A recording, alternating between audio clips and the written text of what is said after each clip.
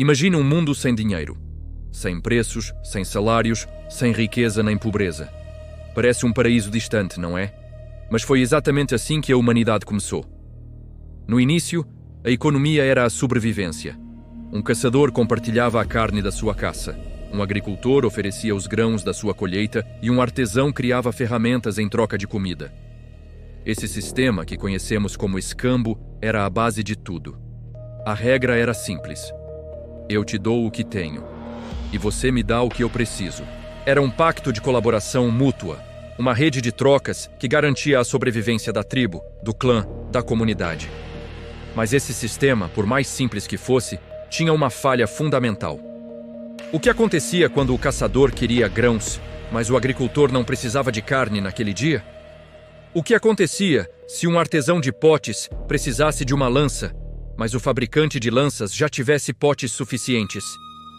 Esse impasse, conhecido como a falta de dupla coincidência de desejos, paralisava as trocas. Imagine a frustração de ter algo valioso em mãos, mas não conseguir trocar pelo que você realmente precisa. A economia estagnava. As pessoas ficavam presas ao que produziam, incapazes de diversificar suas necessidades. A sociedade precisava de uma solução, uma ponte para conectar todos esses desejos diferentes. E foi nesse momento de necessidade que nasceu a maior invenção invisível da história da humanidade. Uma ideia que mudaria o curso da civilização para sempre. Essa invenção não foi a roda, nem o fogo. Foi algo muito mais sutil. Uma solução que não surgiu de um laboratório ou de um grande conselho, mas sim de uma necessidade coletiva. Antes das moedas, antes do papel moeda, antes dos bancos e dos aplicativos de pagamento, um material começou a se destacar naturalmente entre todos os outros: o ouro. E o mais fascinante é que o ouro não se destacou por ser útil no dia a dia. Você não podia comê-lo. Você não podia usá-lo para construir um abrigo ou para se aquecer. A sua verdadeira força estava nas suas propriedades intrínsecas, na sua química. O ouro não enferrujava, não se corroía, não se quebrava com facilidade e, crucialmente, não desaparecia com o tempo. Era durável, portátil e raro. Enquanto a carne apodrecia e os grãos eram consumidos, o ouro permanecia. Ele se tornou o guardião do valor. Um símbolo universal, um acordo silencioso firmado entre pessoas que nunca se conheceriam, de gerações que nunca se cruzariam. A mensagem era clara e poderosa. Isso tem valor, porque todos nós acreditamos que tem. Não era um valor de uso, mas um valor de confiança. O ouro se tornou a primeira forma de reserva de valor, a primeira tecnologia que permitiu que o trabalho de uma pessoa fosse armazenado e transportado através do tempo e do espaço. Uma colheita inteira podia ser convertida em algumas peças de ouro que poderiam ser trocadas por qualquer outra coisa, em qualquer outro lugar, a qualquer outro momento. Essa foi a faísca que acendeu a chama do comércio global. Civilizações antigas, como os sumérios na Mesopotâmia, os egípcios ao longo do Nilo e os babilônios, foram as pioneiras na adoção de metais preciosos como referência de valor.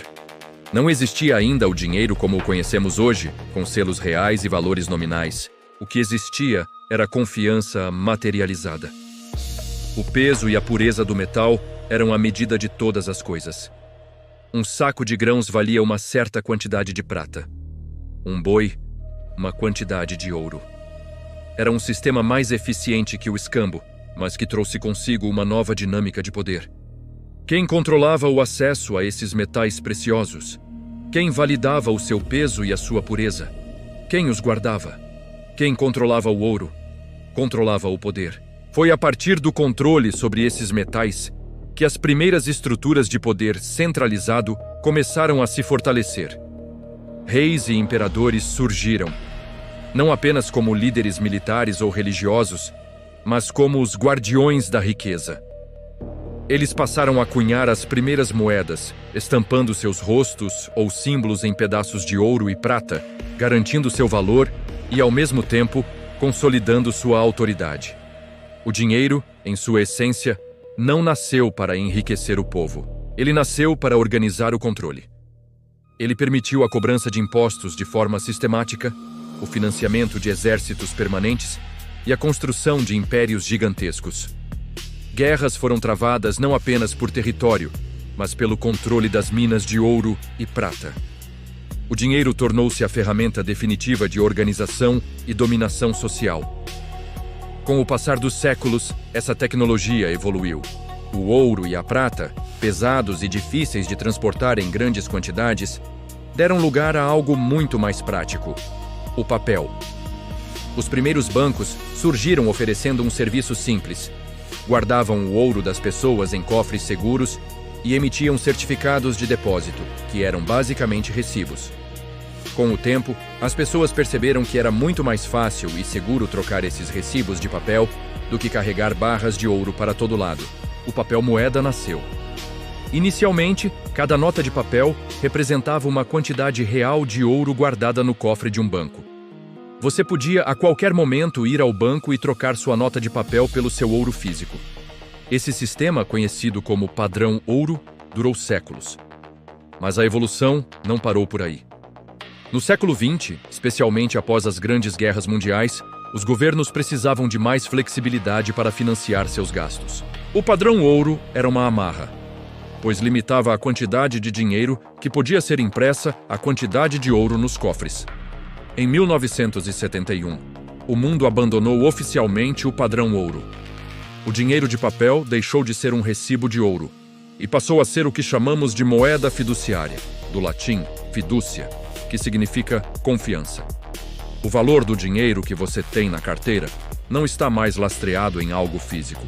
Ele vale o que vale simplesmente porque o governo diz que vale e porque todos nós concordamos em aceitá-lo como meio de troca. E chegamos aos dias de hoje. A maior parte do dinheiro do mundo já nem sequer existe fisicamente. Não são moedas, não são notas de papel.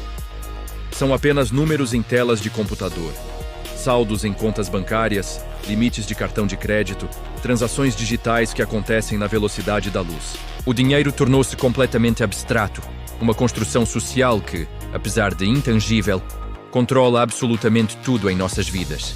Ele dita onde moramos, o que comemos, a educação que recebemos, os sonhos que podemos ou não realizar. Vivemos imersos nesse sistema, mas raramente paramos para pensar em sua origem e em suas regras. E isso nos leva à pergunta fundamental, a pergunta que quase ninguém faz. Quem realmente controla o valor do dinheiro hoje? Se não é mais o ouro? Se é apenas confiança? Quem são os guardiões dessa confiança? Quem decide quando imprimir mais dinheiro, desvalorizando o que você já tem no bolso? Quem define as taxas de juros, que determinam o custo do crédito e o ritmo da economia? Quando você entende a longa jornada do escambo até os bits digitais, você começa a perceber que a história do dinheiro é a história do poder. É uma história de controle, de confiança e, por vezes, de ilusão. E quando você começa a enxergar o mundo através dessas lentes, tudo muda. A economia, a política, a sociedade, nada parece mais o mesmo. E esse foi apenas o primeiro segredo. Há muito mais a ser descoberto. Obrigado por assistir. Se você gostou dessa viagem pela história, não se esqueça de se inscrever no canal e ativar as notificações para não perder os próximos segredos que vamos desvendar juntos. Até a próxima!